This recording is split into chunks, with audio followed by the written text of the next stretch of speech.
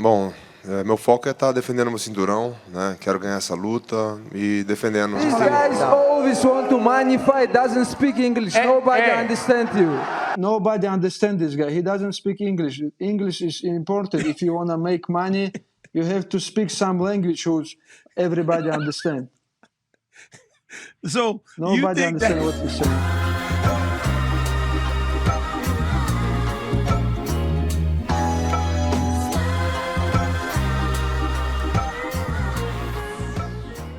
It's like, oh, I'm going to go on a business trip like once a month, or I'm going to be doing this once a month. Yeah, so like dude, life it's like gives you that roughly, too. it's roughly been like 1 week out of the month. Like, this last one, I was just personally on vacation a little bit. Yeah. But I only get, yeah, it's like I didn't do jujitsu or lift for like 5 days. Like I did like I think 1 day out of your program, no jujitsu in the week. So basically had like a full week off. Came back, felt fucking awesome yesterday. Like, I think within the program, PR'd on back squat. So I think you hit a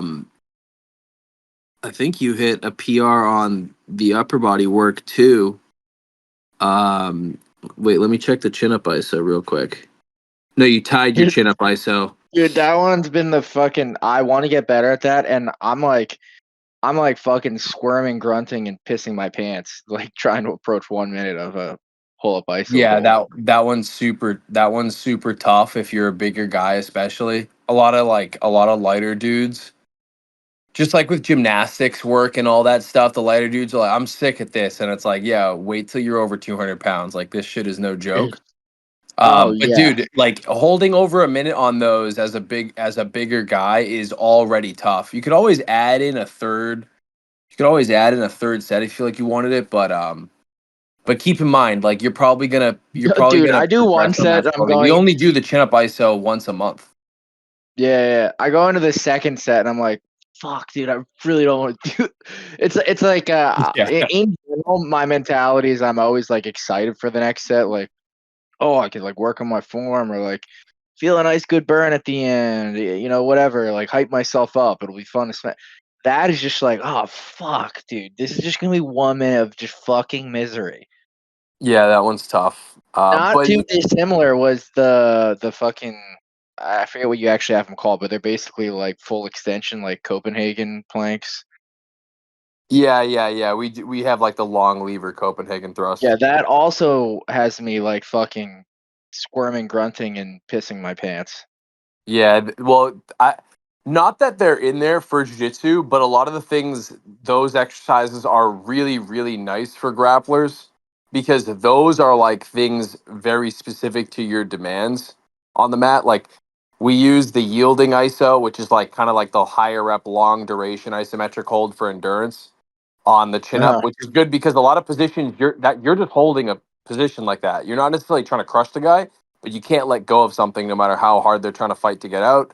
And you got to be able to survive that and not gas. And then no one really trains their groin at like genuinely long muscle lengths, but doing that's kind of important because there's a lot of times in guard you need to be able to move your hips around like that.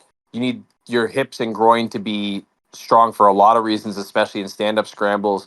But also a lot of times people pass your guard or are trying to pass your guard and flatten you. And if you're feeling like, oh shit, in that position, like that sucks, they're gonna slide right past your knee and crush you. Having a little bit of resilience there makes it a little bit less taxing as you go through these rounds, and you can recover your guard a little bit easier sometimes too. The adductors are like super involved in that. So I would like say those the touches on the adductors are program. huge for top game too.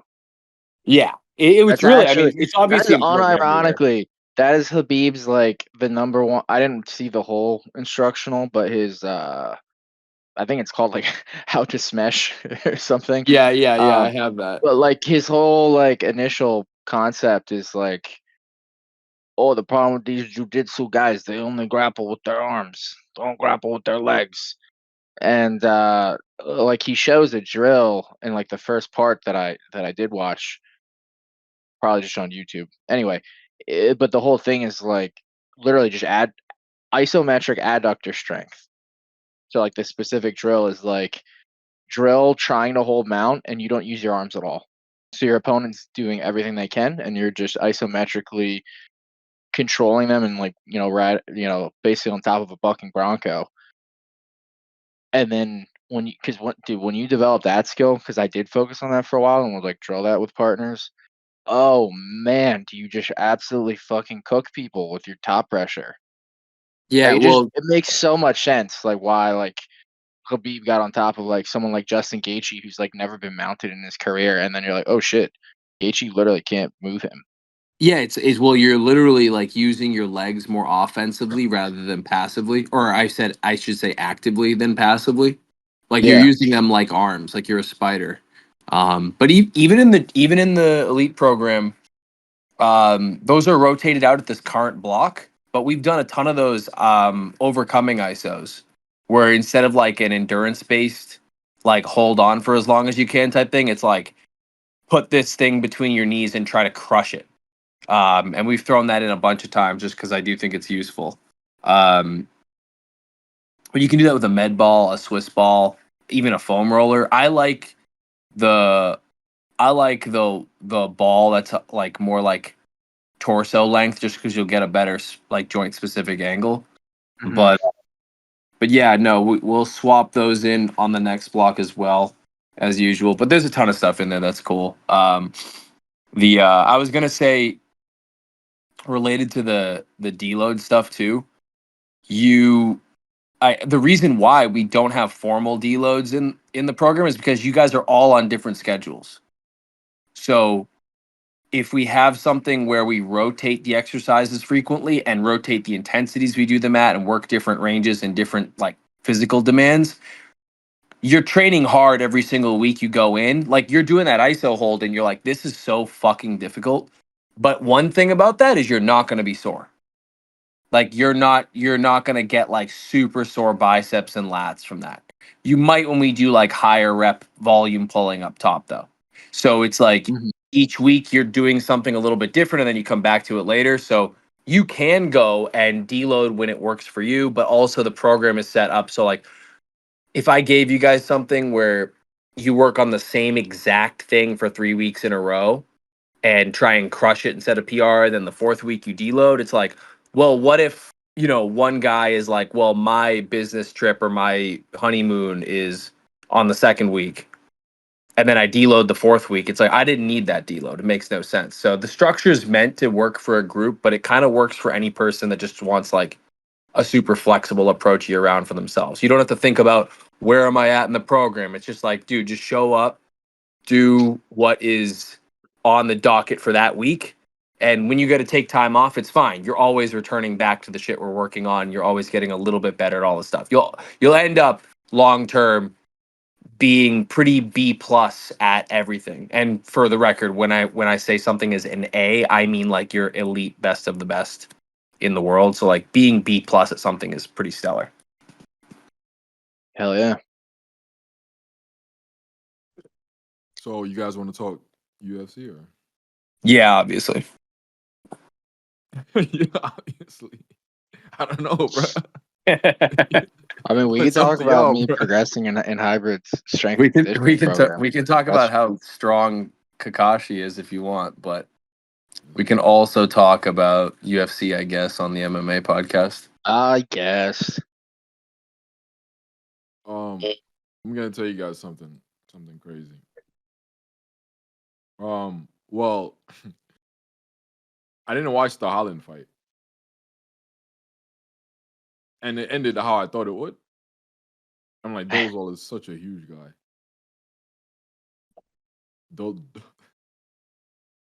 Dolezal. Yeah, just How do you crushed say him. it? Man, spell it live. Go How ahead, do you spell it live. Dolidze. Dolezal. Oh, you looked it up, cheater. I looked it up.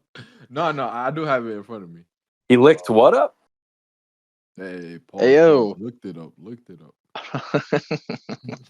That sounds like you're a little quiet, by the way. Oh, hold on. Let me share my screen real quick. Sorry about that. A little quiet. I'll put up my volume a little bit. Bump it up.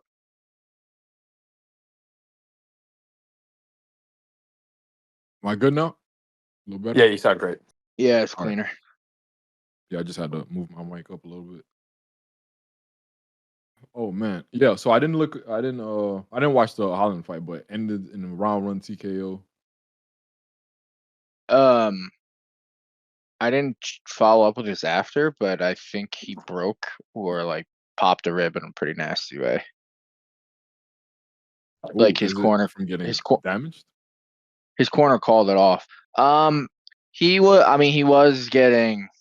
Like I thought Roman was about to end the fight because he got to mount and was like, he got to mount with probably over a minute left and was like, teeing.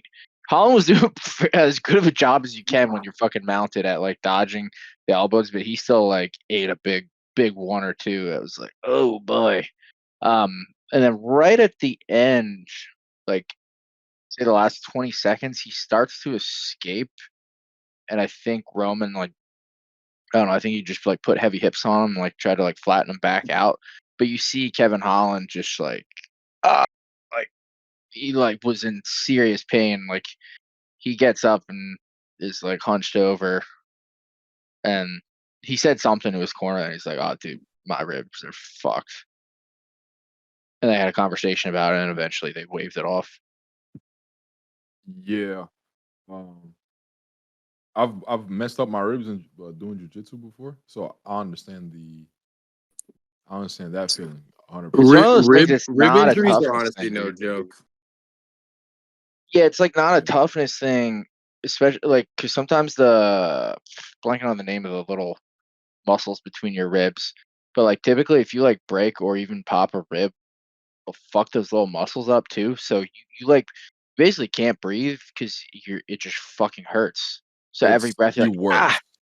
It's the worst injury. I've had tons of I've messed up my arm, my legs, this or that. None of it compares to getting your ribs fucked. None of it. Because it hurts every second. Yep. You Yeah, cough. dude. Good luck trying to grapple in a Bro, UFC fight. I remember getting a cold. It's the worst thing. Sneezing, coughing. Every time I cough, I screamed. It's terrible. Terrible. Dude, yeah, laughing. You're like, Yeah, oh. laughing. You can't laugh. Dude, literally, like people can't hug you. Well, I had to do a fucking Turkish get up just to get out of bed. It took me like 5 minutes. Yeah, it's the worst. Bro, The worst is when you first hurt your rib. So like, you go to bed and it's not like actively on your mind. You go to get up and when you go, you just yeah. fucking scream in pain. Oh, Yeah, fuck. yeah, exactly. Yeah, that is my story when I popped a rib real nasty. So it's like it literally hurt way worse the moment I woke up than like it did at any point the day prior. Just Bro, fucking I couldn't brutal. work out, nothing. It Yeah, was Oh yeah. it makes you super cognizant of how much the rib cage actually is involved. It doesn't move much, but it is always moving and articulating itself a certain way with like every movement you make, including breathing. yeah. So it's like, dude, if Holland feels his rib go, it's just like because he came out with a statement saying, sorry to the fans, people who bet on me and all that stuff. Like I'm a pussy.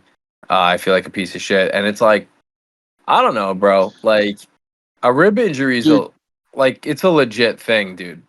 this is one of those where like the fucking beer guzzling Yeah, NPCs on their couch. Like, oh, what a pussy! You fucking rib injury? You fucking serious? You can't get back out there? Like, no, you're just telling on yourself, dude. Like, here, let me crack your rib real quick, and then let's wrestle. Let's see what you think of that. Like, you will be fucking. You'll cry and submit, like in 5 seconds, literally. You're like, oh, dude, I can't breathe. Like, yeah, no shit, dude. Now that's such a good point. try fighting an elite trained fighter, especially one like Roman, who's literally fighting down a weight class as a horse. Yeah. He's Like, way bro, bigger than you. yeah, you're fighting up a weight class. He's fighting down a weight class. It's like arguably the worst case scenario for that to happen, dude. I don't know why he took this fight, honestly. We were saying that on the breakdown. Like, why? Nothing to gain, dude. I don't see anything in this. The guy's so big, bro. Why would you fight a guy like that? I don't know. I don't Yeah, know. Dude, I don't because know why Kevin Holland he straddles we've people. talked about it, but he really is just like doing whatever. Again, it I don't Like keeps know, him. he man. like he really is, dude. I think the best way to just sum it up, it's like Kevin Holland is not like planning ahead with his career. He's not planning this path to be a champion. He doesn't have these dreams. He's literally just working as a UFC fighter. Like it's a clock in, clock out. Like it's a day job. Like it's a gig to him day by day. He's not looking to climb the rankings. Oh, one day I'm going to become the GM. It's none of that. He's like, this is just my It's gig. just vibes, bro. Yeah, like it. He's just working as a UFC fighter. That's it. So like, why did he take this fight? It's like because who fucking cares? That's literally why. He's not acting like anyone else. Yeah. Anyway, I don't think there's too much more to say about it. Not Got really. I taken think that's down, it. busted up a rib, and had to call it after the first round. So I don't know, man. Like what? Because I guess is it about money? Like, there's probably better ways to make money. Picking your fights, actually winning, talking shit. He's already good at trash talking. Trash talk, actually winning, picking your fights, actually training properly, actually having a proper team. That's the best way to make money. I don't How know many man, things? How what is many the things goal could here. someone sit you down and tell you this would be more logical? This would be better, and like you're still just like, yeah, but I don't know, and you just don't. Because I feel like that's where he's coming from. Like it doesn't have to make logical sense. He's I human. bet He's he would if right. you sat him down. He'd be like, "Yeah, you right," and then he just wouldn't Yeah, implement it at all. Like he exactly. wouldn't He's just even like disagree with you. I think he's just content with where he's at. I think he has this interview on Joe Rogan where it was him and his coach there. And his coach is like, "Yo, this got something." It was like back in the day, a couple years ago, I think. His coach was like, "This got something special, man. He could do something." And then you can see Holland just playing off like, I just want to fight. I just want to fight anyone, whatever. Yeah, so he is kind of like that. Where his coach is like, "Bro, you can actually do this," and he's like, yeah, this is not whatever. This is totally There are people like that, bro. I knew kids growing up that legit were so talented, dude. Like didn't didn't go to the gym, didn't give a fuck really, and were just like it was like, oh yeah, I score 4 touchdowns every game, and I'm like a freshman, like playing on the varsity team in high school, starter. You know what I mean? Like those kids, they just weren't excited by. Dude, it was almost like sports were so easy for them, they just weren't actually excited by them. It was just like kind of like, oh, I don't know, I just kind of do this, whatever. Yeah, You know what I mean? Like, and by the time they get to upper levels, they're like that match. They're like 1 in 10,000 talent or whatever. They're like, oh, now I kind of suck and like I can't compete with these people at all, and they get like kind of trampled a lot. yeah, Kevin because Holland when you might be so like you, that. oh, bro, because when you're so used to winning, you don't know how to lose. Yeah, sure. Like, honestly, it might be like that, bro. He might have just been like, oh, he might be in a groove where he's a certain way. He's used to always just being like, yeah, I win. I'm dope at this. I'm dope at that. And then he gets up to the UFC at this level and he's like, oh, these guys fuck me up. I'm not good enough to do that. So he's just okay with who he is rather than trying to change it. Because most people, when you lose, and we've talked about this before, but like certain people, when they lose, they take it hard and they're like, okay, I'm going to do these things. I'm going to do this to try and do better so I don't have to go through that again. And I'll use this as fuel. I think Kevin isn't that upset about losing at all, I think, personally. That might be his way of it's a coping. I was just gonna say that's a coping mechanism in itself, dude. I Yeah. want to go back to the winning and losing thing. Uh, in the military, if you speak to a lot of like special operators and stuff like that, they'll tell you stuff like in the training, a lot of people who are like superstar athletes in high school, they don't make it. Even though they have all the physical attributes, usually they don't make it. Yeah, they literally never had Because an ounce of it discipline. was something like it's not even that. They probably just don't know how to lose. And in the military, a lot of the training is designed for you to lose. You're not gonna win. It's designed to break you down. So I guess maybe they're just not used I've to that seen feeling. that. I've seen that though, where with very hardcore tactical operations, they don't fit. They don't always fit the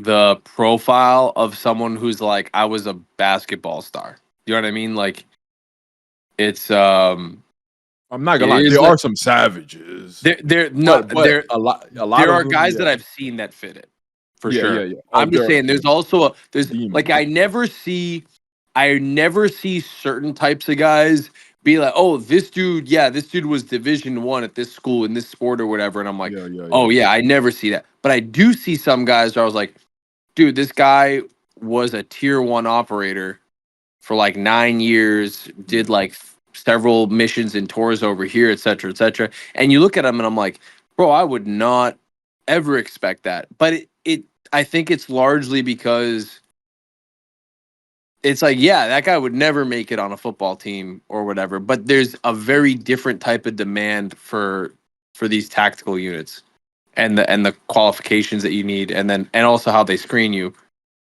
It's just a totally different mental profile, I think. Yeah, it's also like, hey, bro, like you're a star, like you got talent, you have the physical attributes, you were born gifted, and you just smoked everyone in your high school. And now, for some reason, you reach a program where the instructors are actually trying to make you fail, unlike your coach that's trying to have you succeed. Yeah, that's so true. And there's not a lot of praise, and some people run off that, Yeah, Oh, they there's and there no want might praise. be no There's reward in zero. it for There's you. zero praise. Yeah, and there might be no reward in it for you, It's all because insults. They're just some trying to people break the you. reward is for some people though the reward is like clout, praise, social status. They Yeah. get those things when they're kids in sports, and then maybe in college, same thing. Maybe if they were a pro athlete, same thing, because they're like, oh, at the end of the day, I can go to the club on the weekends. But Yeah. that's no one's joining an SOF team so they can be like walk out. I don't think people are joining SOF teams so they can walk out to the club on the weekends and say they're part of this team. Because you're mostly not even Well, doing that shit. well, I'm sure some people want the yeah. status of it, but it's a little different. You know what I mean? I don't think it's quite the same The as trying status as trying to be a can get you celebrity pussy. is what I mean to say. Yeah, yeah, I know what you mean. I know what you mean. Yeah. Like you're not doing it to be some but the status Famous. can get you some pussy. Yeah. Yeah, yeah, that's so true. um yeah, but no, no, I understand 100%. Yeah, I'm just trying to understand the mentality of a person like that, where it's like, is it a losing thing, or is it they just didn't have interest in it because they were so good? I think it's a little bit the latter, if I had to guess. Just I'm basing it because I don't know Kevin Holland. I haven't had the conversation with him. I'm just basing it off of the vibe I've seen from people that I know that somewhat imitate those qualities. It seems like they're like, I was not that passionate about the game, the sport, or anything. I was really, really good at it. And I got some indirect external rewards from it. So I like it, but I don't really love it, and it's not that important to me. So at the highest level where you can't get away with that, every single person must be ruthless with themselves in order to win. Um, a guy like Kevin Holland is not going to make it. And I think, like Kakashi said, his way of dealing with it is just try to accept it, say whatever. He's comfortable where he's at. I think that's what's going on. Even though most guys probably wouldn't be like that. Yeah, because if it keeps going, He's gonna. Yeah. He's One day he's he'll get cut. 26. He's 26-12. Like, buddy, it's not good, buddy. Jose Aldo has less losses than you. The funny thing is his losses haven't been like, dude, we're not seeing him get like KO'd and flatlined and shit. His losses are almost like not that devastating. I mean, he did get dog walked by MVP. He got beat up and he got schooled a little bit there. But it's not like he was getting like clipped and dropped and rocked. Oh, he you're was getting talking about like in terms of terrible damage, Yeah. but he's not fighting the people that would do that to him. Yeah, that's so true. Well, I think actually. Dolezal could have, but it ended in round 1. Yeah, that's so true. I mean, yeah. But you know what dude, I mean? Like I can that's tell you another right now. reason. I'm not saying it to emphasize that he's good. I'm saying even when he loses, he's probably not feeling like, damn, that sucked. He's just kind of like, yeah, I did some hard sparring rounds. I mean, I think that's a fair point, man. Like, if you're just getting knocked the fuck out, like, okay, Tony Ferguson is the antithesis of this point, where Tony Ferguson is just getting brutalized ever since he's been on his losing streak, and that's like, dude, what is wrong with you? How do you just keep coming out here like a little bit worse each time and getting more fucked up? Like, you're sick. Yeah, Whereas he's Kevin getting Holland's like, sent to other time periods. oh yeah, we're just actively watching a man He's like develop watching. terrible He's symptoms. like witnessing Hammurabi's code being written, and he's like, I gotta get back to the future and win the title. Yeah, bro's eating with the pilgrims and shit. Yeah. Oh my He's like, god. what the fuck, a turkey? Fucking Native Americans didn't even know what turkey was. Bro. But yeah, anyway, Kevin Holland is, in general, he's not getting like massacred out there like Tony Ferguson. He's just kind of like, yeah, I lost. Till next time. Honestly, dude, you know where he bit of the Kevin Holland fights that come to mind? You know who probably gave him the worst beating is Wonder Boy. Yeah, that's true. Actually, He TKO'd him in like the 4th round. yeah. But like they were actually both landing some pretty good shots, and Wonder Boy just eventually got the momentum and fucking started cracking him. Speaking of, I know we didn't cover in the pre-fight. I just want to give a brief shout out since I mentioned Wonder Boy. So did not cover this, but it was one of my odds call outs in our Discord. He was like a plus 190 dog. So I really like that. So I did throw a little bit on Wonder Boy, and he's winning the fight. It is Joaquin Buckley. It was the last fight on the prelims. But yeah, basically he's winning the fight, managing distance. Buckley is just doing the retard rush the whole time. Buckley couldn't get him down either. I think he shot multiple takedowns. Yeah, it says 4 takedowns. Those were like he got him down. Wonder Boy's knee touched the mat, and then he got his back to the cage and got right back up. Like, it was those kind of takedowns. But yeah, I think it's like halfway through the 3rd round. It looks like Wonder Boy's going to get a pretty straightforward decision, and he got retard rushed one last time and backed into the cage. Couldn't escape. Game over. I didn't even know Wonder Boy fought. Honestly, because I don't watch prelims like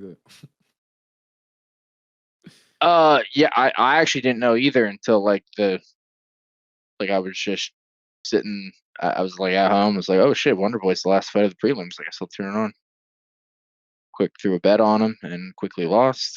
But that do be the game. But it was it was like a mini version of Izzy versus DDP, essentially, where like the better martial artist is winning 80+% of the exchanges, and then the fucking the horse beat the martial artist yet again. Bro, this sport is just fake, bro. Fake. Dude, this one's like, again, it didn't have anywhere near it was a prelim fight. It wasn't a headliner. Wasn't even on the main card. Wasn't the main event. So like, it's not gonna get like the scrutiny that like Izzy losing to DDP did. But it's so parallel, honestly. Like he was just picking apart Buckley, countering him. Like Buckley had like no timing. It was just pure like, fuck it, I'm throwing hands. You know what I just thought about? This made me realize why they had point karate. It's something I could never understand until just this second, just now, while we are talking about this horse stuff. Yeah, to not have the retard rush from horses just blow through people. Yeah, to remove the horse stuff. You remove a lot of Yeah, the horse literally stuff by if you design. just do point, and then now the better martial artists will win in terms of like technique and stuff. They basically shielded themselves from like, you know what, the whole like anime trope of like the better martial artist will always win. Like, yeah, the scrawny nerd can flick his finger and knock out the big jock juice spunky guy. And it's like, well, I don't know. Let that play out. Let's see what happens. And the martial artist can win, but the caveat to the anime trope, the karate trope that they just shielded themselves and tried to live out is like, the better martial artist will win if they have enough potency to fucking put out the physical specimen. Yeah. And I to be clear, I do think, like, if you ran the simulation, like if Izzy fought DDP 100 times, I think he absolutely has enough potency to put him out. But DDP's enough of a horse that it's even hard to say then, because it's kind of like because like you could beat up DDP for like 4.5 rounds, and it just like you didn't do anything.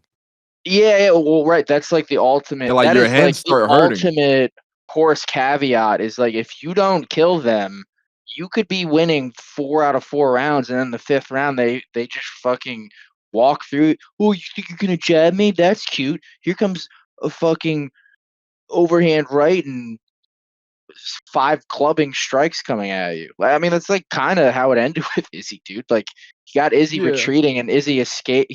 I do think it was a tactical mistake. Like, some of his exits when DDP would blitz were pretty like just linear. Or when he got caught, he turned and tried to run around the cage, and DDP just fucking chased him down like a kid that stole money from his store.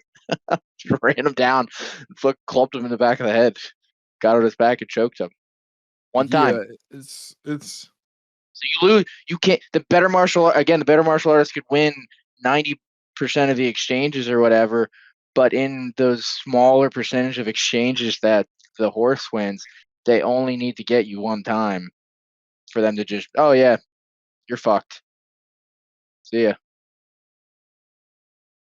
it's what it is, bro. There's so many parallels to this stuff. Like you could draw like in war, where I've tweeted and I said something like, when you start a war, you start a fire, and sometimes that fire could burn you too. It's like that's the thing. Like you don't know. Like you could be, yeah, you're the better, and then somehow they figure something out, and then next thing you know, now you're not winning anymore. And you're like, oh, I didn't know this could happen. I didn't know it could go down that way. Yeah, it's one of these things. Yeah, you just can never assume like, okay, this guy's the better fighter, he's gonna win. It's like, oh, Hold on. I think I have the KO if you guys want to see it quick. go for it. The is it KO or Wonder Boy getting KO'd. okay. Let me see. Hold up, I'm gonna have to stream it and then mute you. Or you can send me the link if you have it. Do you want me to do that, or do you want me to screen share? Yeah, shoot me the link instead so that it could show in the video. Yep. One sec.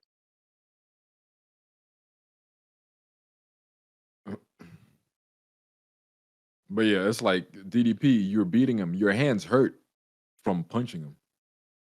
Bro, I think And that you're like, I what think the that hell? legitimately happened to Izzy because he landed some serious Oh, shots. Izzy Just like was throwing combos on combos on combos. Didn't matter. Didn't matter. oh yeah, Even like even Paulo Costa couldn't take the combos. DDP is like, yeah, all right. yeah, he's at the peak of or like the like where the 2 points intercept where like he's at his like best physically like strong and explosive and all that and his like skills are so like he's like offensively maxed out while he still has like a crazy chin because I'll tell you what like these guys don't like the horse like somewhere in the next like 2 to 4 years like DDP will just like get chinny like I'm very like a corollary of horse theory perhaps is like that that attribute breaks down eventually. Can you guys see my screen? Yeah, Yeah. yeah, yeah. Go ahead. Can't be more. Yeah, you felt the impact. That was a big shot. Immediately knocks the dude out right after. I mean, it was a good kick, but he I think mostly absorbed it with his forearm. So Yeah, and like he literally just had zero reaction to it. But Joe was like, "Bro, you know you felt that." Their job is to talk, so you're gonna inevitably have some periods where it's like they're just saying something. yeah, they're just selling drama pretty I, much. Yeah, they're just actually, saying some shit. I'm gonna disagree because I hate their commentary and it annoys me every week after turning them off. I'm gonna say he didn't have to say anything. He could have said, "Oh, head kick. That was a nice head kick," and Yeah, that's that's it. true. All that other shit was unnecessary. Oh, he got him. He felt it, and then immediately just walks up and fucking KO. He even rolled with it. He did. Look, he rolled with it. Try to see Forearm and your body twitches like that a little bit definitely means you felt a fair impact. It's a high kick from I Wonder don't Boy. think. He's knocked out a lot of people, but if the implication is that Buckley, yeah, I mean, Yeah, if the yeah. implication is he that got Buckley again. was He hit him big. injured, not true. But in the Mm, moment, they're just shouting, "Oh shit! I see some stuff." Keep in mind, they're also seeing it from like the seats with the cage and shit like that as well. Sometimes they're not always seeing everything perfectly clear. yeah, he just caught some toes. Yeah, It's not like shin. It's not yeah. the shin. It was not an ultra significant strike. Yeah, It was just yeah. a I high mean, do kick you in the remember mix of how it. Gaethje KO'd Poirier last time? Like To- Poirier literally he read the kick, put it Sometimes when you feel a shot that feels significant because you're like, this person threw something, I didn't perfectly shrug it off, and it felt impactful physically. That's when you're like, oh, I got to give it back to them hard. It's possible in that moment Buckley feels that. He's like, oh shit, he just fucking wrapped the shin over my forearm pretty hard. Like that just whizzed by me. I got to take back like control and feel like I'm the dominant one, blitzes him and just deletes him. that hit like half his game is oh you hit him clean, he will like just blitz you. That's like his Yeah. calling card. Oh, you hit me, I hit you. Jiri's it's just Jiri vibes.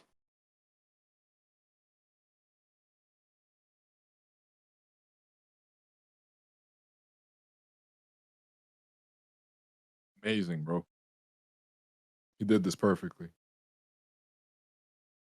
Dude, See, he how he attempted this moves forward exact there. thing. This was how he wanted to end the fight. He kept this and Yeah, I think he sprinkling some trained it. takedowns. Yeah, Yeah, he trained it uh, because yeah. I mean, he Wonder fucking Boy. knocked him out. Gotta Yeah, gotta Wonder give Wonder him. Boy. He closed the distance so well here. Like Wonder Boy is just at his mercy at this point.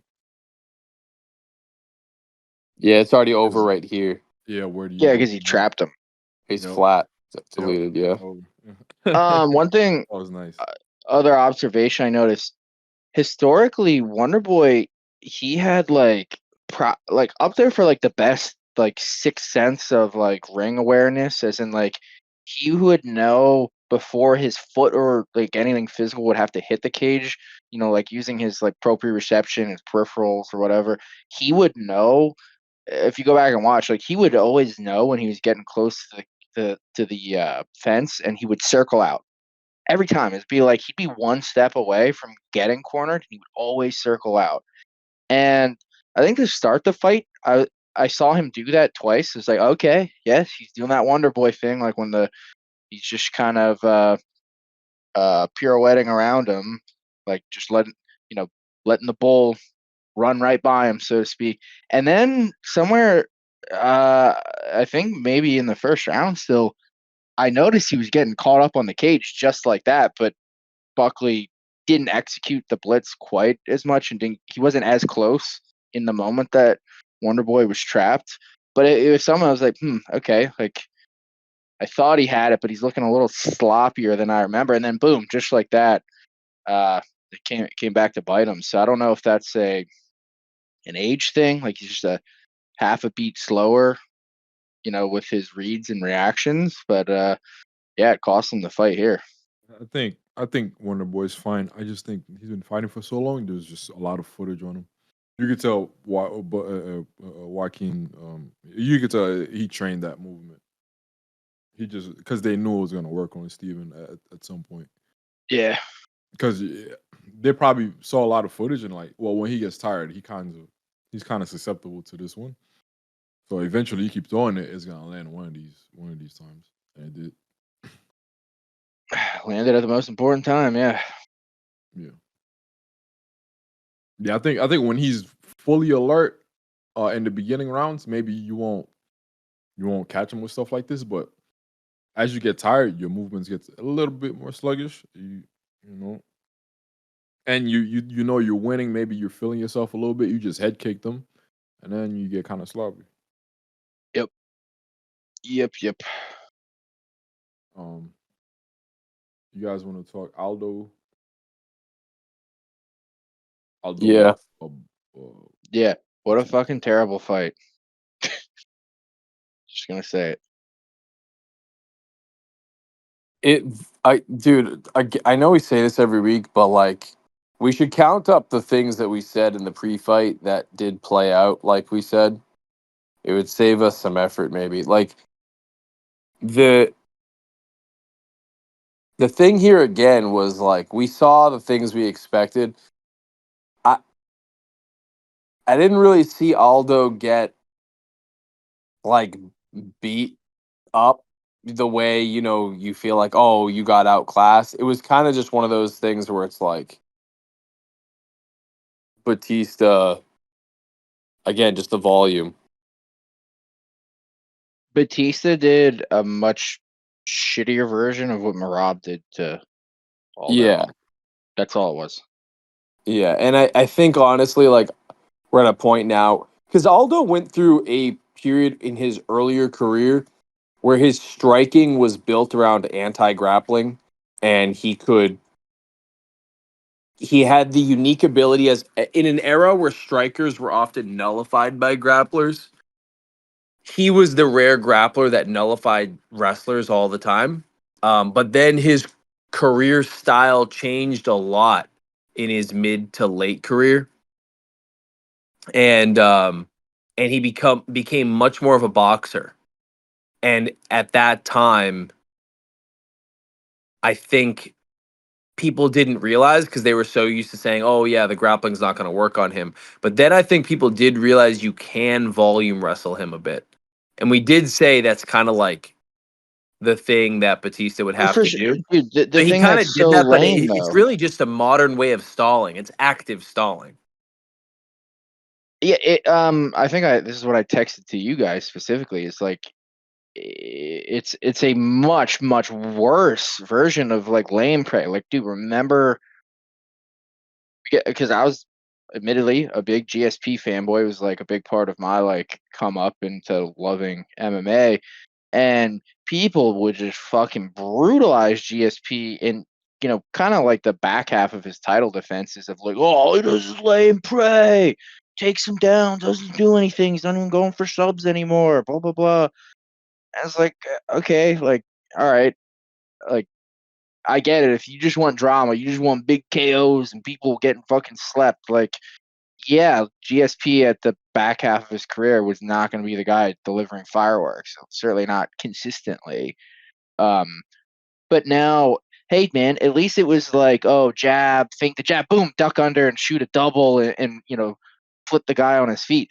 These fights with Aldo being Aldo is like this perfect or the worst possible combination. The worst possible combination of he has like somehow the best takedown defense. Like he has better takedown defense than fucking D1 champion wrestlers.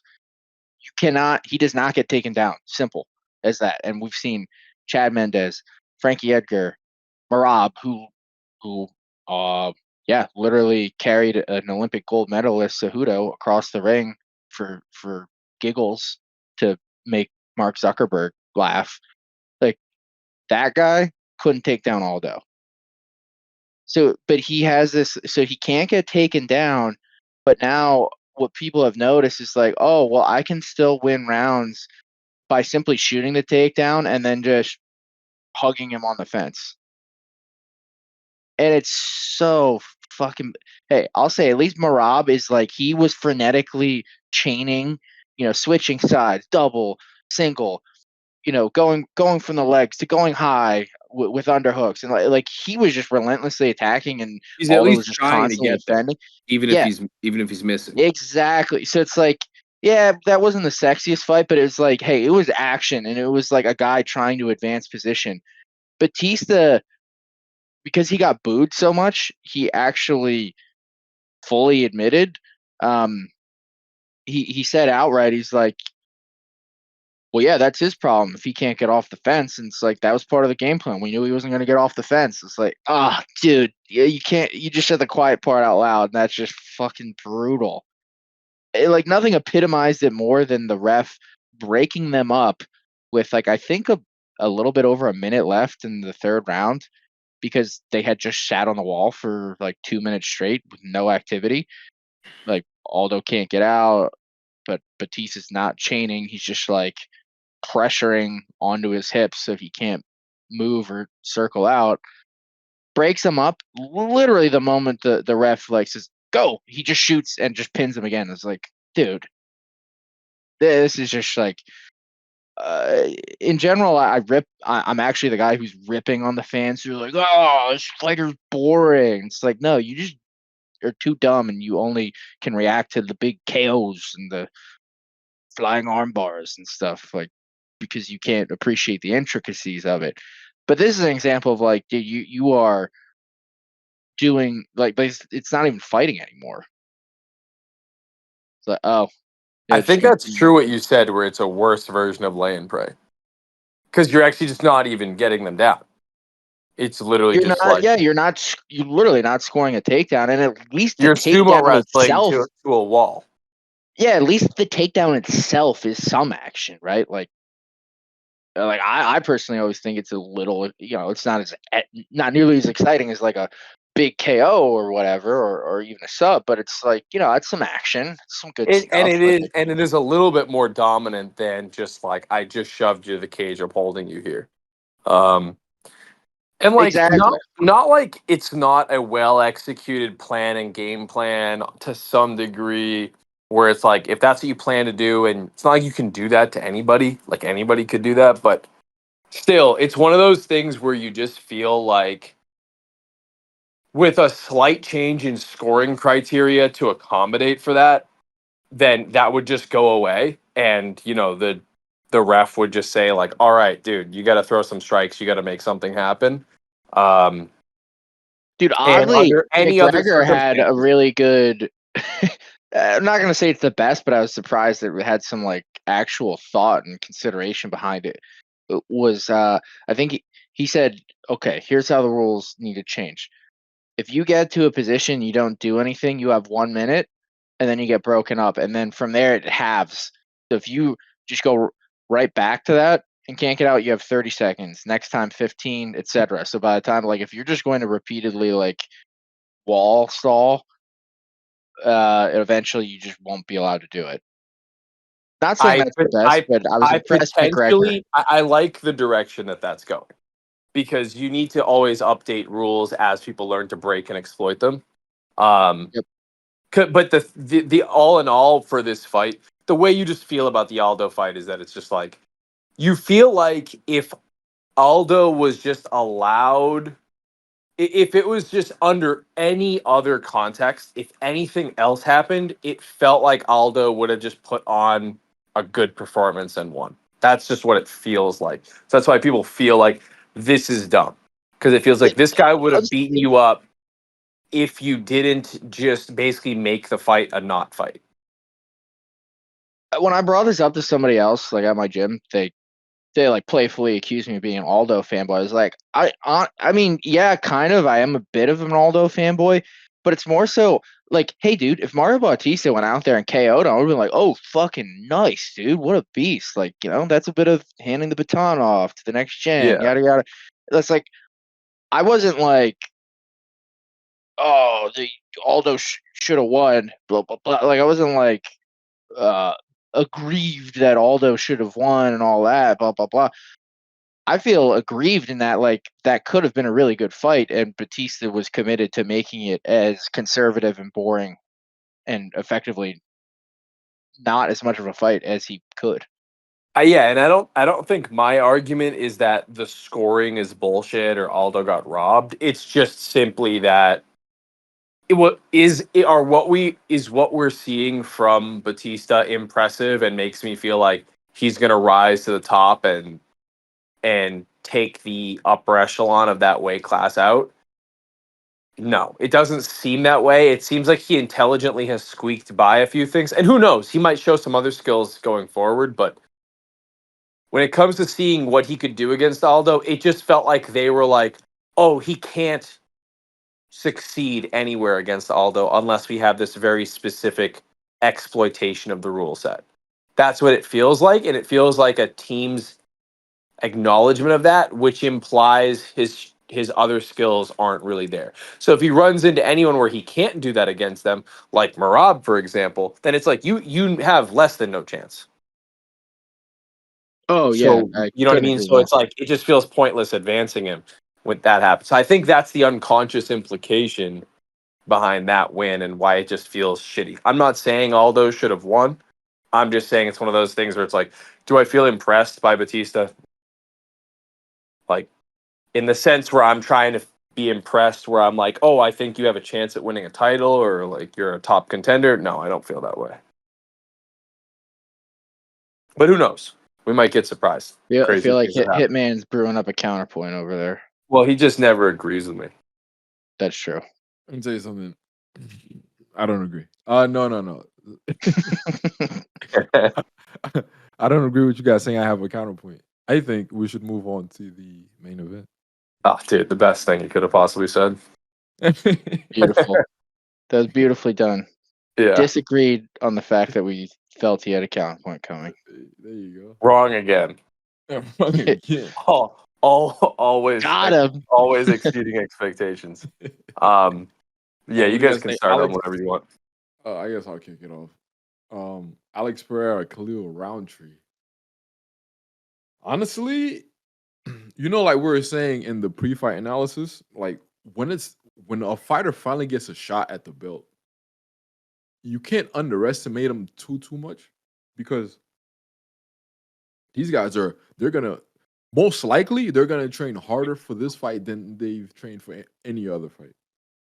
Nor are they going to hold back when they're in there. Yeah, except for Paulo Costa for some reason. Yeah, I mean, with the caveat that like some people shrink in the moment, as long as you don't shrink, there's a challenger's edge, both like in the hunger, preparation. I agree. I think in general you're going to dial it up and find a sixth gear or whatever, so to speak. Another thing that is, dude, at this point, Pereira's what? This is his fifth championship fight. There's a lot of film on this guy now. He broke the record for the most consecutive title defenses in a span of time. So he beat Ronda Rousey the other night. But yeah, there's a lot of film on it, but also, man, and this has been covered, but he does keep fighting strikers. He really has not fought a lot of people who are like true grappling threats through and through. Who's That's somebody like that in light heavyweight? there's no well, there's Ankalaev. not yeah, Ankalaev, I guess. There's not a ton of them in the positions and circumstances he's been in his career. So I'm not saying that they're ducking all these high level wrestlers. It's just one of those things where there may have been, and I'm not taking anything away from him. I'm just saying there may have been some just perfectly stars aligned element to his title reign so far in his career, which is like, I think it hasn't even been 3 years since he's been in the UFC. It's like something Okay. insane like that. Okay. Let's look that up. I think I read Don't that somewhere. don't give him too much credit now. He did get fast tracked to fight Izzy, November and 2021 was his first fight in the UFC. he got fast tracked to fight Izzy, and Yeah. they made him duck a lot of the wrestling. Yeah, So it's I'm half not. luck, half stars align. I would say. Yeah, Half yeah. and That's half. what that's I mean, what I mean. Half Dana, half stars align. But that's part of stars Yeah, aligned in my yeah. eyes, because I'm like, the way it came up, he just kind of like ended up in his like, dude, I think it was like his 8th UFC fight. Like, it might have been his, no, it was his 8th MMA fight, I think. Just fighting for a title, and it's partly because of who he was. But anyway, the point is, stars aligned in such a way where the people he's fought have not been like heavy grapplers. So it's been a decent style matchup for him time and time again. But when it comes to people striking with him, obviously just basically no one can handle it where he's at. The one thing is people are talking about him fighting John Jones, and it's like, that's a fun idea, bro. But like, how would John Jones not just take him down and rip his leg off? Yeah, John would yam. John was gonna Again, like, John's too fucking savvy, dude. He'd be like, "Why the fuck would I kickbox with this guy?" yeah, He would stand exactly, bro. in front of him precisely as long as it took to find the takedown. Like, he wouldn't force the takedown. He wouldn't like sprint at Nor the would bell at Pereira him. have a size advantage there. No, Like they're like everyone's eye to eye. Pereira's so big, and it's like Pereira is tall. But dude, he'd be standing pretty much eye to eye with John, and I don't think Pereira is something John hasn't dealt with and can't deal with now. So That's he's gonna have to fight. So my point with that is that he's gonna have to fight Ankalaev. Yeah, I don't even think Pereira can beat what's his name? Our boy Batista. interim heavyweight Aspinall. Aspinall. He can't be. I don't Oh think he can yeah, beat I don't think Aspinall. he'd beat Aspinall He either. doesn't have the grappling. Well, no, to my And last Aspinal comment, has the funny enough. movement. Also. And Dude, Aspinall Aspinall also literally has said, the power in his hands. You can't get KO'd in the first round. So it's like you're fighting. Yeah, you don't have that advantage you have at those lower weight classes. As soon as you step up to heavyweight, everything changes. Dude, you know what happens at that weight class with heavyweight? And I've noticed this in gyms. There's such a grandiose change in the size of a human being, and you Yeah. start to hit that inflection point at heavyweight where human beings get so big that they genuinely, like, it's not just a bigger version of another weight class. Humans are just different there. Like, a lot of things become different the way you have to move. A lot of typical expectations and normalities with an athletic profile become very skewed at that size, man. There are so many guys at heavyweight where if you just grapple with them, you clinch up with them, there's a little toss, a little foot sweep, whatever, a couple little shots. What ends up happening is the normal little tussles and movements that are fine for you. Something happens where it's like, oh yeah, your rib just got crushed, or like, oh your MCL just tore because you stepped a little bit weird while they were pushing you towards the cage. Like, it stuff like that happens. I'm not saying Pereira is that small, but we like, talked about that before about how jumping like to heavyweight is a much different jump than when you're going from middleweight to light heavyweight. KO power is the most explicit one, but you mentioned a lot of good, noticeable but lesser things of like, oh, you just like casually get hurt grappling and stuff in like weird ways that you wouldn't see at Yeah. like the lighter weight classes. And I think it goes to say it's like the offensive potency, like specifically at heavyweight, it outstrips like the durability. It's such a profound way that the dynamic is fundamentally changed. It's like obviously at every weight class that gets incrementally more and more. Hence why the, the fucking flyweights in the men's division, like they are all like the top. Like we've said this before too. Like you can go as deep as like the number 10 guy or whatever at flyweight, and he is a killer in every facet of the game. Great striker, great read, super athletic, high cardio, a legit sick black belt, has takedowns. Like that's like all of them. But because at that level, there's so much more durable. Cardio is more natural, so like the strikes aren't any strike or any individual takedown isn't as taxing because it doesn't have that crazy power and kill power behind it. It's like you start inching up the weight classes, and then by the time you get the heavyweight, there's such a disparity that any little thing, any little takedown. I mean, think of all the like freak injuries we've seen in heavyweight fights before. Like Aspinall himself, like just exploded his knee. I think defending a takedown from Curtis Blades or something. Like it looks like nothing happens, but it's like, oh yeah, when you have two guys who are like, I think Curtis Blades, for example, actually cuts down to 265. And I think Aspinall is like a legit 260, 265. It's like, oh yeah, when you have these two fucking human gorillas doing maximum effort things to each other, their knees just might randomly explode if it's even slightly out of position. Yeah, I mean, even Tom Aspinall's knee just fucking exploded because he just stepped weird. Because these Yeah, guys was are was it just. even a takedown? Yeah, it might have just been like he backed I up or think I think something. he just stepped weird and it was a freak accident. But those things do happen to large guys Yeah, case way in more point. often.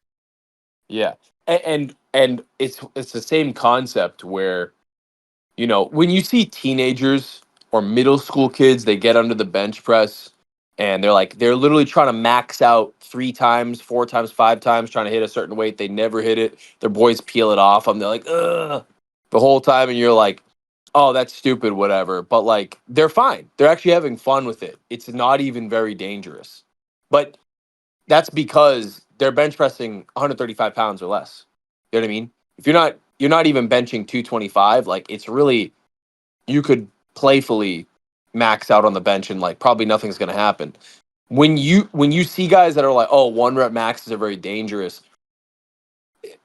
part of the sentiment behind that is because they're looking at videos where people are like, well, the 1 rep max, or like not even really a max, exceeding your max, something you can't even lift. Where that really gets dangerous is like, well, you're seeing powerlifters lift like 780 pounds on the bench or some crazy number. Dude, Like, yeah. Well, Thor, yeah, obviously. Yeah, he was going for I forget the actual number, but something insane, like 800 pounds or whatever on yeah, the bench. And oh, dude, I just watched it quick. It's so gross because you see the muscle just fucking snap like a rubber band. But yeah, literally the weight touches his chest, and it's like that transfer from um eccentric to concentric, and just boom, yeah, rips right yeah, off the fucking exactly. bone. It just is gone. And it's like, that's not a per se a 1 rep max. What it'll do, that's just what 800 pounds will do to you. And so, because like you could have been repping that out. Let's say he's repping out 500 pounds. Like people blow their pecs out doing that all the time. And they're like, oh, my 1 rep max is in the 600s. And it's like, yeah, but it's still 500 pounds. So like sometimes you move a little weird. You're a little dehydrated. You're a little bit strained from last week, whatever. At the end of the day, the margin for error is so much smaller when we're moving weights like that. Shit can just go awry. Like that, you have to be more careful with the training load as the athlete's more advanced and strong. It's the same thing with these heavyweight guys. So you you zig when you should have zagged at heavyweight, and it's not like flyweight. You can scramble and toss these guys around, kind of like how you can flick an ant off a table, goes flying across the room, lands on the ground, and it's fine, and it crawls away. It's like, you know what I mean? That's not happening if you flick a horse and it goes, 50 miles south. So the yeah, yeah. you know what I mean? So it's like The that's why I don't think Pereira can do much, and he has to stay at light heavyweight. He's got to fight Ankalaev. at the end of the fight, did he say he was gonna go to heavyweight? No, but people are. I think there might have been murmurs of that. That's what it is. There might And have been Connor murmurs was of also that. hyping it, telling him, "Oh, say go to heavyweight." Dude, did I send you guys that video? Connor's just screaming. He's like, Yeah, call heavyweight. Call for yeah. heavyweight. The thing That, is, that, that's just dumb as shit, bro. He shouldn't listen to that shit. the That thing would be is, stupid. McGregor is saying while he's drunk his natural instincts for like who The he most is and what pain. he The would do in most the pain. moment. And Yes. McGregor would say that shit in the moment, and he'd make $1 bajillion and all this stuff. Like he's saying from the spirit of the businessman, the salesman.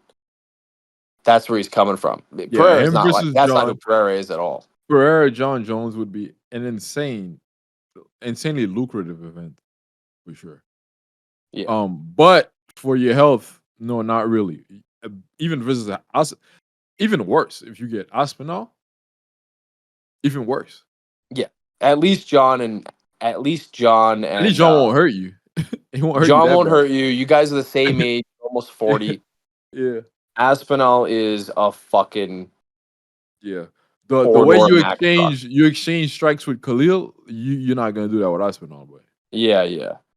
That being said, I brought us off topic slightly. We can talk about the details of the Khalil fight itself, but I just wanted to talk about the macro position of it because that came to mind. Yeah. Um, I was saying in our text messages, uh, there's a lot of tape on Pereira now, and I think people know how to beat him now. Like, so the blueprint is already there. What a coach needs right now, whatever coach, is the right athlete that can do the job. That's all. And there might not be the right athlete at light heavyweight at the moment, and you might just be stuck with whatever. But I think if the right athlete comes around, the blueprint to be Pereira is there. It's a lot of the things we talked about kind of did show up in the fight. Like what would happen if Khalil backed up to the cage?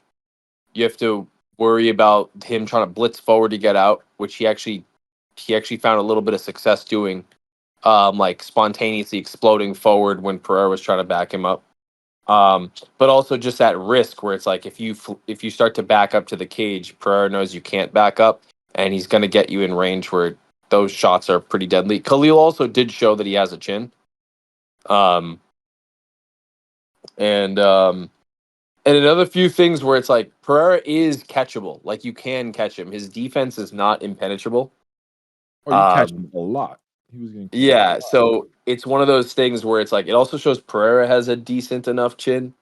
Um, but he is not invincible. That's the thing.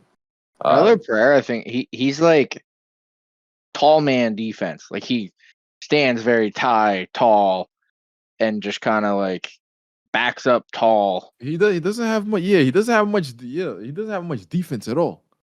Yeah, I the think the he like defensive His system he defense is has, stepping back. yeah, he likes to pull. He also, I'll say though, a few subtleties that I do appreciate. There are other layers to the defense where he's usually not in exchanges where he's part of his defense is his offensive entries. Like he's usually not Yes, there's exchanging a combos. distance. He's managing a certain Yeah. distance. So he's Yeah, usually like, oh, I'm just not going to be in a position where it's like, oh, I have to roll or duck under this. It's like, oh, I'm just only exchanging with you when I already have the high ground and you're going to shell up from my strikes. He's usually pretty good at doing that. And yeah, also when it's he tall. It's pulls, like tall man defense is an extension of tall man offense. yeah, that's In a true. sense, Yeah. like he's working in effectively all of his fights, bar Izzy. He's operating at his range, which is never his opponent's optimal range. So he's picking at you, and you're not in range. So you have to step in to get into your range, and then for him, like, well, that so you have to step, then get in range, then strike, right? So it's like that's why the when Khalil would have success in those blitzes, it was like the third or fourth strike, because the first or second strike, he had to step in.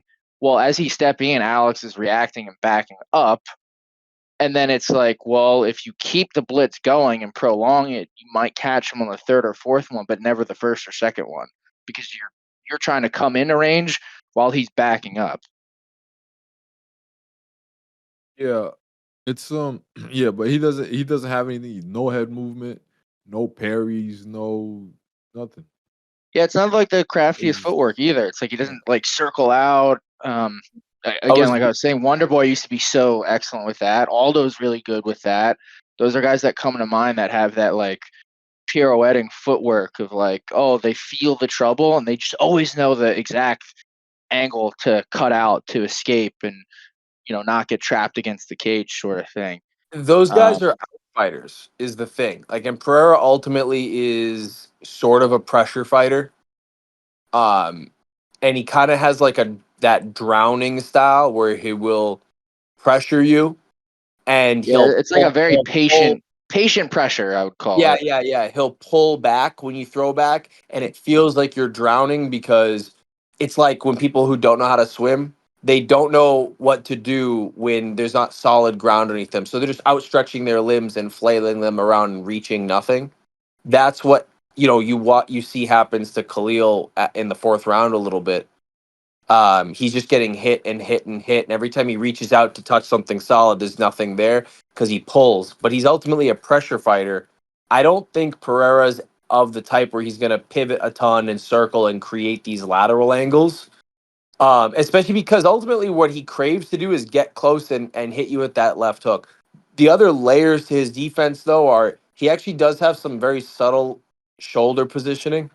So, like, when he throws that left hook, some of the like people make fun of his shadow boxing a little bit and like his style, and they're like, "Oh, there's all these things wrong with it." But like you're saying, Kakashi, there's it's built a certain way where there's some subtleties that's a little different than what someone else might coach you to do on day one. It's built specific to the athlete and his attributes is the Yeah, best way to exactly. put it. When he throws that left hook, he does shoulder roll with it. It's a subtle thing, but it's like he can throw that left hook when other people throw their right hand, especially when they're a little bit shorter than him, and he'll typically still be in range to land the left hook clean, and they're probably going to graze over the shoulder and not at least not land on the chin. And the shot will probably be disrupted due to the clash of arms from the same side strike anyway. I So want to little say that's things like that, I'm like, that specifically saves him a lot. what he killed Strickland with. Strickland steps in with a right rear cross, and he just boing, like just Yeah. rips the hook right over top of it and just killed him. Yeah, and so he's more safe in some situations than sometimes it looks like if you look at it through the lens of like day one fundamentals. But ultimately, he doesn't have a ton of layers to defense when those fail safes have been bypassed. So he's hittable if you just understand those things and then you select your shots well. Um, and dude, like Khalil's a fucking beast. You know what I mean? Like he has the physical attributes Dude, one to thing, win like there. real simple observation or like rudimentary, I guess. Khalil has really fucking fast hands, dude. Yeah, I mean, like I we think that knew was a he was ma- an I think that was a athlete. major benefit to him, especially early in the fight. Yeah, I mean, hand speed alone, he absolutely had the faster hands than Pereira, dude. Like Pereira I was just doesn't watching his really blitzes throw early on, things man. quick as it is. He really whips everything he does a little bit, and Khalil's accelerating it muscularly. So Yeah, there's we like talked about a that in the delay where pre-fight. Pereira's using a big. It's almost like you have Pereira is throwing shots again. We talked about this last week, but it's elastic a little bit where he's grabbing. Um, it's like a stone on a rope, and he like swings and accelerates the rope, and then the rope tugs and pulls on the stone, and then the stone swings around, and that's how he generates a lot of this force. Whereas Yep. Khalil, it's so muscular based. So there's tension right away because he's squeezing the muscle. When you throw like that, you're gonna usually have an acceleration advantage over someone that's more using more of a momentum based strategy. But I also think I've talked about this prior where like people often talk about being tall and being rangy is an advantage everywhere. It's not an advantage everywhere. Like there are things where being the shorter limbed guy gives you various advantages. One is you reach extension on your strikes quicker, which means you can also cycle between strikes quicker. So And the strike combinations are itself fast. is faster. Yeah, combinations are fat. Combinations are both faster, but also getting from the start of the strike to the end of the strike is quicker, as well as the fact that range is not a passive thing. It's like always changing. You're like and if you have a long spear, that suddenly becomes a liability the second you're like a little In bit sword too fighting close. range. Yeah, that's now a problem for you. It's unwieldy. So there are positions where Khalil has these big physical advantages, and I think they did put a decent effort forth to try and highlight those um, against Pereira. Like honestly, like they like Hitman said, they definitely took the fight really seriously and planned for exactly what they need to do to give him the best shot of winning. And I think they executed to get. I think he executed and gave I mean, himself. on all three judges' scorecards, and I agree personally for what it's worth, Khalil won the first 2 rounds. Yeah, and I think I would agree with that too. Yeah, so it was 29-28 across the board going into the fourth. Oh, and Yeah. you know another Hitman. Sorry, you can go. I was just going to say another thing that we actually also touched on that also ended up being a factor. We mentioned how because of the rapidness of the sequential fights that Pereira's been in, he may have some small injuries and other accumulating health issues from the stress a little bit. And it Well, turns out yeah, that was the case as well. Pereira like hardly trained for this fight. He got a 3-week camp leading up to it, which is basically like is really just peaking and tapering. He didn't even get a period to build up. yeah, or like specifically game plan, yada yada. Yeah, Yeah. yeah. Well, that type of a timeline, it's like you got to manage your weight cut and try to be as peaked as you can, and then the chips fall where they may. Yeah, he didn't elaborate, but they went as far. I think his coach said this, but they went as far as they actually alerted Hunter and Dana, like, hey, like we've not been able to conduct a proper fight camp. We're going out to Utah early to try and acclimate to the elevation, but might be a late pullout. Like that's how like poorly he was able to like prep for this. I mean, well, the thing is, the guy's been fighting for so long that you just have to put him in shape and give him the game plan. I think, um, instead of like, I don't think you need as much like training with him per se. You don't need to build a base for him. He's got Yeah, that. I It's don't just think you you need gotta to go you over like you know how for some fighters you gotta like okay from here and then you have to like practice when he gets here you're gonna swing like this and you have to like try to let's say mimic the movements or whatever. I don't think you need to do that with Pereira. I think you probably just need to talk to him and tell him exactly what to expect, and I think he can kind of pick it up from there because he's so used to fighting. uh, so I think there's an advantage for him there, even though it's not ideal. Yeah, I don't think that he needs to build a base or anything like that, but there's the nature of a fight camp isn't even necessarily to build a base either. You're actually building a lot of your general physical prep in like the off season. With a camp though, there's certain things you need to do in order to peak at your best. There are certain things you do where you're like, all right, these are the fitness things that I need to prepare for. These are the things that we do to maintain these skills and keep them as sharp as possible. You could have done them a million times, but if you've been sick and feeling like shit for a while, regardless of how experienced you are, skill degradation is a thing. There are a lot of guys that are very experienced, but when you see them unable to put in the same amount of rounds, little things start to slow down. Like they're a little bit less crisp with certain reactions. They're a little bit slower to notice certain openings and feel them and take advantage of them, like little by little. I'm not saying those are massive issues for Pereira here, but I do think the main thing would be his fitness, especially because I don't think he was 100% healthy in the fight either. Like, I think I remember seeing a few people point this out, but he's coughing during the fight and on the stool. And he was on antibiotics. So I think even then he's fighting off an infection. So being a little bit conservative, knowing it's a 5-round fight, was probably part of the adjustments they were making towards that. Jesus Christ. Yeah, who's gonna fight this guy at this weight class, man? Ankalaev is really the only guy, dude. Yep. I think light heavyweight, no disrespect to the guys in there, but I think it's the shallowest division and has been for a long time. Yeah, that John. When we were Dude, kids, yeah. bro, it was the weight class. It hasn't been like that in years. John Jones left and ruined it. Yeah, it's a wasteland now. Yeah, Yeah, dude. There's like no one like looking at the top. Like the not top even 15. hating on Volkan Osmodir, but how's that motherfucker 6 in the weight class, bro?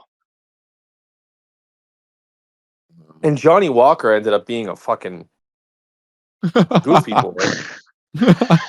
Remember when everyone was Oh like, my "This is God. the guy"?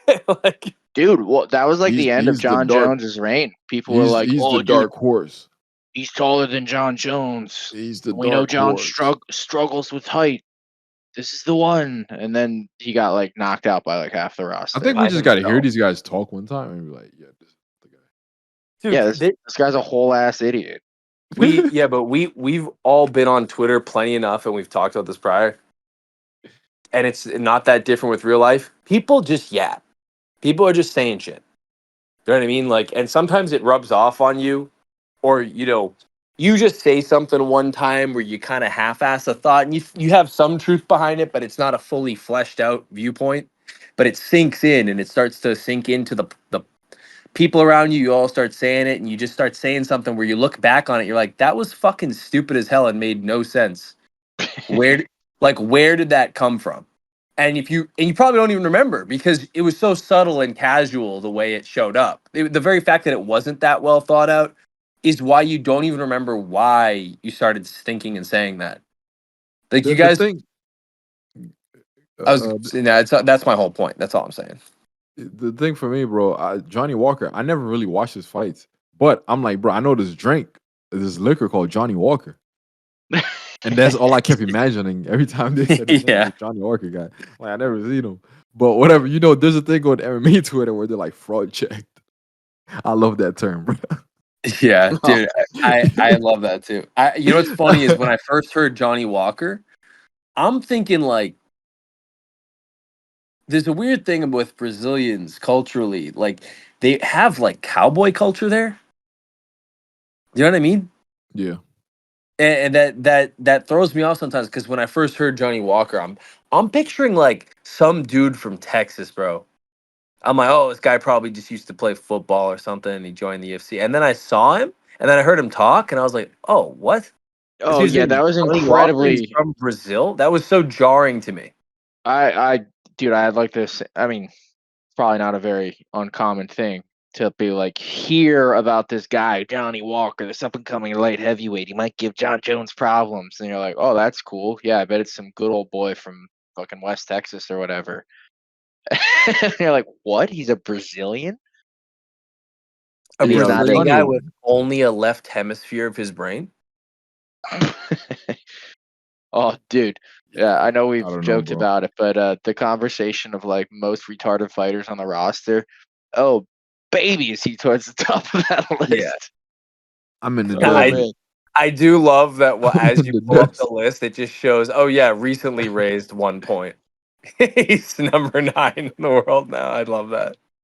I think that's Dolazy. Dolazol. After Yeah, no, it's yeah, Hitman's favorite last name to spell. I think it's Oh, after you're a right. You're whooping. right. You're After a right. You're right. It's whooping. not even Johnny Walker. I had it pulled the wrong way. Yeah, bro. After whooping your boy. Dude ranked up from that, bro. Why? How the hell did he rank up from that? Well, he ranked up past Paulo Costa. Damn, bro. Hamzat's fucking 12th. Yeah, Sheesh. they just been It's putting just him down, man. activity. It's just Yeah, activity. That dude has one more fight. He's top 3. Well, he's fighting. Well, if he beats Whitaker, he's literally Yeah, going to shoot up to 3. Exactly. So I don't. Well, I guess maybe it's fair since I don't think he's fought any of these guys above him yet. So his ranking is what it is due to you can't rank him that high when the last guy Yeah. he beat was like Well, wasn't that years ago pre UFC? But the Evolve or whatever, he fucking killed him. But it was like 5 years ago. yeah, it just doesn't count at this point. You can't officially count it. But obviously when it comes to matchmaking, everyone understands the situation, so they give him Robert Whitaker, you know. he You did normally kill wouldn't match Imam. up 12-3. Funny, Imam was ranked 4, but he killed Imam before the Yeah. Yeah, Whitaker just freshly came off massacring him. Usman's still ranked. I'm noticing this as well. Usman's still ranked the number 2 welterweight. Yeah, that's weird. he hasn't really fought the guys below him, so I guess they just kept him there. Yeah. I'm not saying he shouldn't be. I'm just saying he's still there. Yeah, that's that guy, bro. He could But it's challenge. all about Shavkat Edwards now. Yeah. If I'm Usman, bro, I just try to get some W's, man. Go out on a nice sunny fucking. Lightweight is still just the most stacked class. It's so insane. Yeah, I mean, we're at like a changing of the guard a bit because dude, lightweight's been my favorite weight class for, I don't know, definitely post John Jones. They put Max in there. Rafael dos Anjos is still number 13 in the world, bro. That dude, I keep saying it, the most under fucking rated career ever. That dude has fought everybody. And he was formerly champ, dude. And had a fucking stellar title run. No one talks about him because Rafael dos Anjos hasn't ever said a single mean thing his entire life. So everyone Yeah, forgets he's just about one of him. those. He's like he's a nice guy. He doesn't market himself at all. Blah blah blah. So like, And that whole shit happened where McGregor fought Diaz instead of him. That was when he just fell off the face of the earth, like yeah, he backed out marketing wise, and he randomly lost to Eddie Alvarez, and then that gave way to Conor McGregor having his magic night, where he was like just in Super Saiyan mode. So it worked out in just a way where it's like that's just how the stars needed to align for that story. But RDA, bro, amazing fighter, bro, that no one talks about. Well, brother, you wanna make money, brother? You gotta speak English, brother. Yeah. Nobody understand you. Brother. No one knows what he's saying. Every time. Nobody understands this guy. Oh man. Fucking bro, Islam is the best, bro. I know, man. He's just the great. He's honestly, I like him more than Khabib. Yeah, 100%, bro. Like Khabib was just funny unironically, ironically, I mean.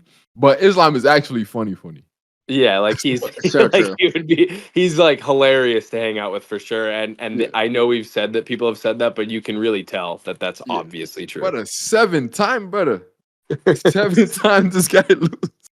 I mean, honest to God, he does a lot of funny stuff. But like, I love when DC's interviewing him, he's just roasting DC the whole time. Yeah. It's like, That's the look at funny this thing about fat guy. DC, that he knows these guys well. Yeah, he could bring it out of him, Yeah. Look at this fat guy. That's what he calls DC, bro. When's the last time you and Jim, brother? Yeah. Golf? No, don't golf. Don't golf. He's always like you eating French fries. You don't even walk. You drive around the cart. Don't golf, brother. Taking me down, brother? No. Dude, that's my favorite. It's like Yeah, DC was like talking shit one time. He's like, yeah. What about the last time I was in the gym and I was grappling you up? He's like, no, you never take me down. He's like, what are you talking about, Islam? I used to take you down all the time. He's like, nah, never happened. But he has Bro, it's like a Dagestani, like, again, he talks so slow. It sounds like he's like high or something. Like he's so like laid back and speaks so slow. It's like someone who's like really fucking blazed out of their mind, which is like a very funny contrast given like who Islam is it in the sounds first like place. I think he just trains a lot.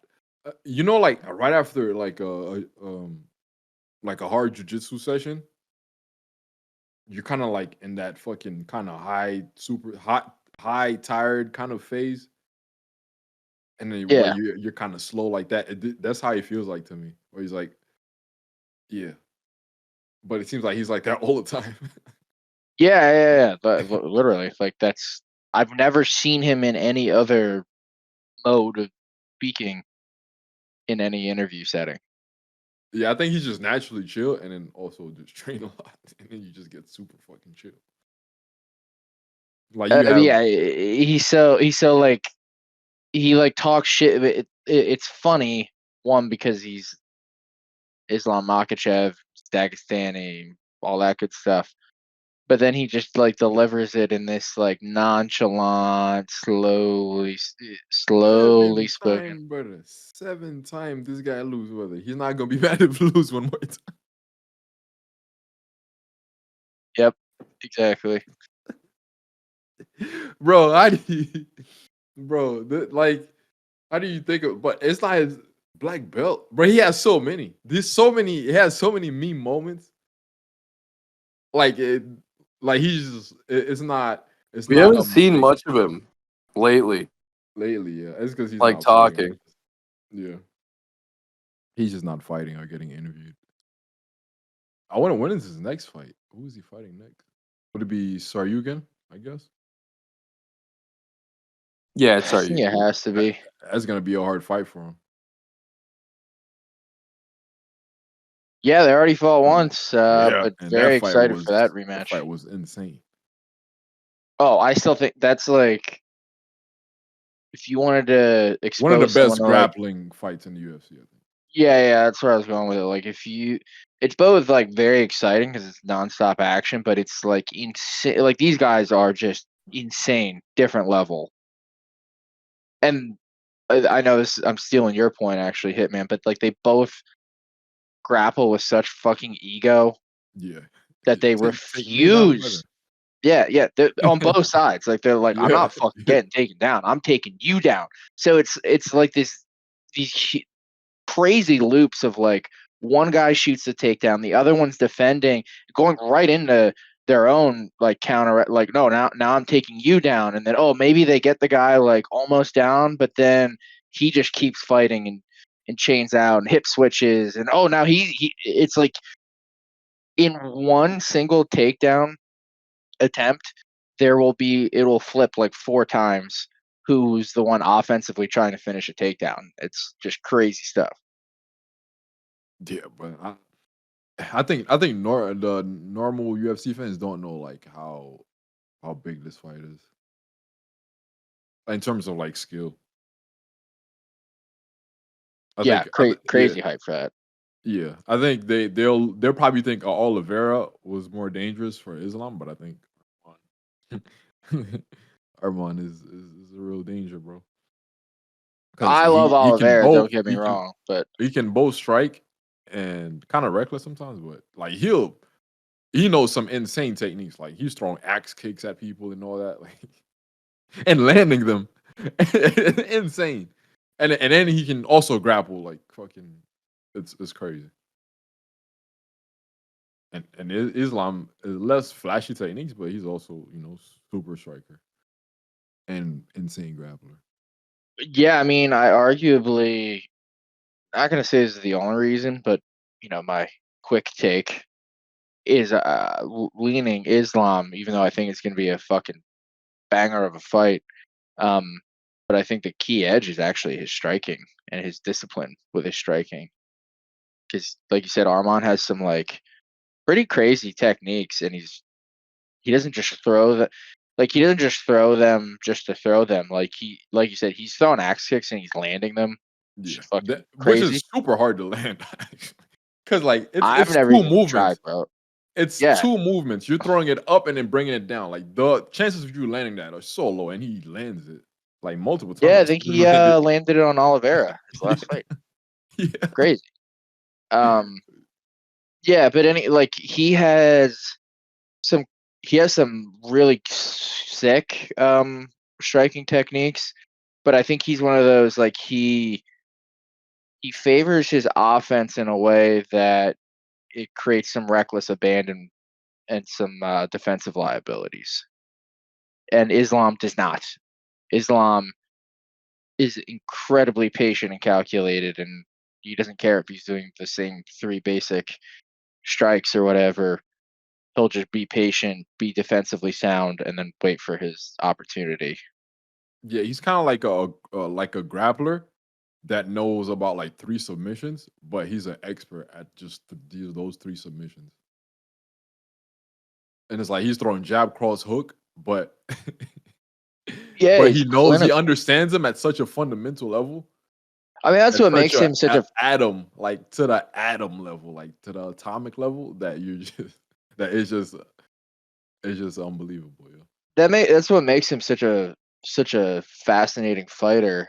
It's like he has the unstoppable force grappling in his back pocket, but he okay, basically any other grappler pedigreed champion historically, yeah, they might have gotten to the point that they were competent striking, like, oh, they've knocked some people out, like they developed a potent overhand right or whatever, but never have. Uh, I mean, please contest me and tell me I'm wrong, but I cannot think of a single guy who was a grappler first with like this dominant grappling who became such a savvy striker. Like the intricacies, the perfect distance management, the reactions. I mean, dude, the guy hit a fucking clean head kick KO on Volk. Yeah, it's like I said, bro. Dude, we've said multiple times, dude is a cyborg, bro. He just sees everything. Like his sight, I think is probably his number one tool. Yeah, his eyes are his best trait. Yeah. No homo. Yeah, bro. Stop looking into the man's eyes, Yeah, bro. bro, what the fuck? Is this a pod or you That's a guys have pod. something else? That's Pod. Bob Brothers.